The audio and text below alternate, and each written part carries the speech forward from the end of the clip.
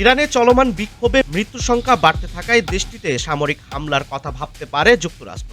এমনটাই জানিয়েছেন global policy ইনস্টিটিউটের প্রেসিডেন্ট পাওলো ভন শিকার। তার মতে বিক্ষোভকারীদের হত্যার বিষয়ে প্রেসিডেন্ট ডোনাল্ড ট্রাম্পের রেড লাইন অতিক্রম করলে ইরানের বিরুদ্ধে সামরিক পদক্ষেপ নিতে পারেন তিনি। ২০২৫ সালের ডিসেম্বরে ইরানের মুদ্রা রিয়ালের বড় পতনের পর দেশ জুড়ে বিক্ষোভ শুরু হয়।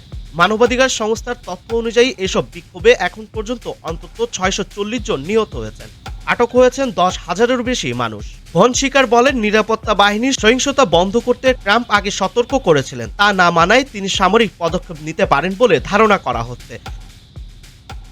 সম্ভাব্য হামলায় ইরানের সামরিক ঘাঁটি, শিল্প স্থাপনা এবং বিপ্লবী গার্ড বাহিনীর সঙ্গে সংশ্লিষ্ট স্থাপনাগুলো লক্ষ্য হতে পারে। তেল অবকাঠামোগুলো ঝুঁকিতে থাকতে পারে বলে মন্তব্য করেন তিনি।